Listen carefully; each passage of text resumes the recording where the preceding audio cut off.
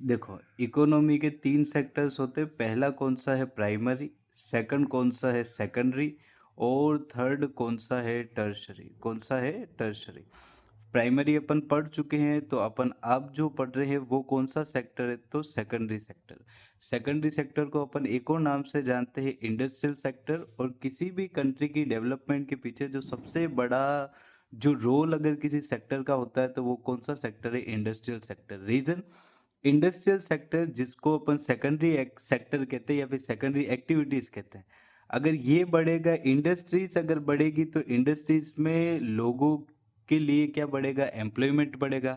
Employment बढ़ेगा तो लोगों को क्या मिलेगी नौकरियां मिलेगी। लोगों को अगर नौकरी मिलेगी तो उनके पास में पैसे आएंगे और अगर पैसे आएंगे तो जो उनका जो लिविंग स्टैंडर्ड है वो लिविंग स्टैंडर्ड और क्या होता जाएगा बेटर होता जाएगा जिससे वो प्रॉपर अपने एजुकेशन लेंगे प्रॉपर लाइफ जिएंगे प्रॉपर हेल्थ फैसिलिटीज उन्हें मिलेगी। वो सारी की सारी चीज़ें किससे होगी इस वाले सेक्टर से।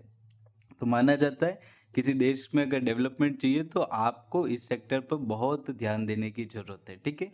सेकेंडरी सेक्टर या फिर सेकेंडरी एक्टिविटीज में मेनली जो काम होता है वो काम किसका है तो मैन्युफैक्चरिंग का। किसका काम मैन्युफैक्चरिंग।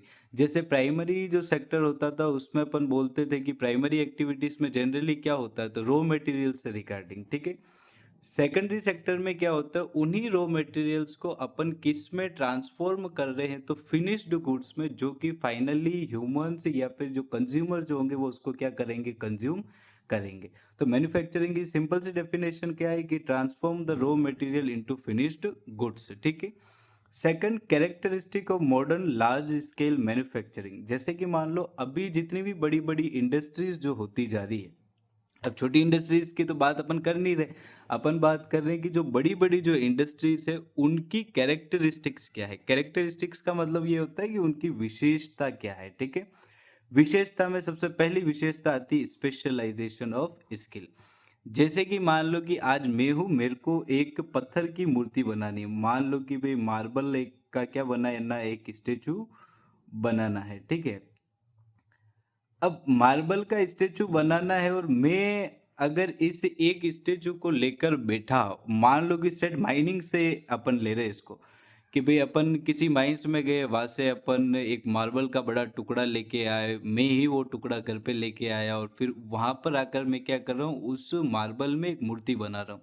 तो अब देखो इस वाले प्रोसेस को अगर देखो तो सेट शुरुआत से लास्ट तक अपन देखें तो ये बहुत क्या है टाइम कंज्यूमिंग है। अब टाइम कंज्यूमिंग इसलिए है क्योंकि सारे के सारे काम कोई व्यक्ति क्या कर रहा है खुद ही कर रहा है। अब स्पेशलाइजेशन ऑफ स्किल का मतलब ये होता है कि बड़े बड़े जो लार्ज स्केल जो इंडस्ट्रीज है उसमें हर जो पर्सन जो होगा हर जो स्टाफ मेंबर होगा उसको एक ही काम दे रखा है। तो वो जो पर्टिकुलर जो काम कर रहा है वो उसको मान लो अगर 10 साल तक कर रहा है तो 10 साल में उसकी उस काम में स्पेशलाइजेशन बन जाएगी। जैसे कि मान लो अपन अगर देखें तो बहुत बार जैसे कि मान लो अपनी गाड़ी कहीं पर खराब हो गई। गाड़ी खराब होने के बाद में अपन उसको गैराज पर ले गए।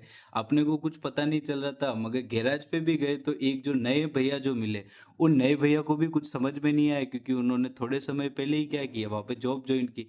मगर वहीं पर जो उनके जो ओनर है उन्होंने गाड़ी को स्टार्ट करने की कोशिश की नहीं हुई और उन्हें पता चल गया। मतलब इधर उधर देखा उन्हें पता चल गया कि भाई गाड़ी में प्रॉब्लम क्या है। क्यों क्योंकि उन्होंने वो एक ही वर्क न जाने कितने सालों से किया जिसकी वजह से वो उस काम में स्पेशलाइज्ड हो गए हैं।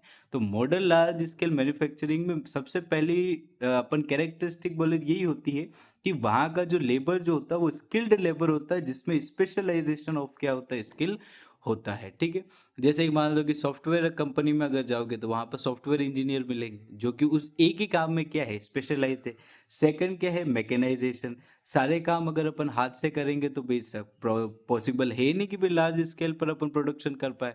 तो इस वजह से वहाँ पर मशीनरीज लाए। कोई भी भाई जो ह्यूमन वर्क होता है उसको अपन जो मशीनरीज के हेल्प की वजह से उसको परफॉर्म कर रहे हैं या फिर उसको कंप्लीट कर रहे हैं उसी को अपन क्या कह रहे हैं मैकेनाइजेशन कह रहे हैं। टेक्नोलॉजिकल इनोवेशन जैसे कि मान लो पहले पेट्रोल वाली गाड़ियां चलती थी अब इलेक्ट्रिक गाड़ी आ रही है। पहले मान लो कीपैड चलते थे मगर आजकल ऐसे स्मार्टफोन आ रहे हैं और मान लो कि और क्या एग्जाम्पल है, पहले अपन ये डब्बे वाली टीवी देखते थे, मगर आजकल एलसीडी टीवी आ गई, तो ये क्या है, टेक्नोलॉजिकल इनोवेशन है। आप modern large scale manufacturing industries में जो आपको वहां पर टेक्नोलॉजी के तौर पर अगर आप देखोगे, तो वहां पर आपको बहुत ज्यादा क्या मिलेगा, इनोवेशन। इनोवेशन का मतलब ये होता है नए नए तरीके आप वहां पर देखोगे, ठीक है। नेक्स्ट आता है ऑर्गेनाइजेशन स्ट्रक्चर एंड स्ट्रेटिफिकेशन। इसमें देखो कुछ फीचर्स बता रहे कि क्या क्या है। एक तो कॉम्प्लेक्स मशीन टेक्नोलॉजी, बड़ी बड़ी जो इंडस्ट्रीज जो होगी उसमें क्या होगा, मशीन टेक्नोलॉजी बहुत बहुत ही क्या होगी, शानदार होगी। एक्सट्रीम स्पेशलाइजेशन है, डिवीजन ऑफ लेबर, कि स्पेशलाइज्ड स्किल्ड लेबर होगा, डिवीजन ऑफ लेबर होगा, प्रॉपर तरीके से वहाँ पे लोगों को काम के तौर पर बांट रखा है। अब सीधी सी बात है, एक कंपनी अगर साल का 100 करोड़ का टर्नओवर निकाल रही है, तो वहां पर क्या कैपिटल कम की जरूरत पड़े। कैपिटल का मतलब पूंजी। किसी भी धंधे को स्टार्ट करने के लिए जो पैसे जो लगते हैं स्टार्टिंग स्टेज पर, उसको अपन क्या बोलते हैं, कैपिटल। कैपिटल भी ज्यादा लगेगा। ऑर्गेनाइजेशन कैसी होगी, लार्ज ऑर्गेनाइजेशन होगी, क्या उसको नॉर्मल अंकल वगैरह कोई संभालेंगे, क्या नहीं संभालेंगे। एग्जीक्यूटिव ब्यूरोक्रेसी होगी, मतलब वहां पर जो भी उसको मैनेज करने वाले लोग हैं, वो बड़े बड़े वेल एजुकेटेड क्या होंगे, लोग होंगे, ठीक है।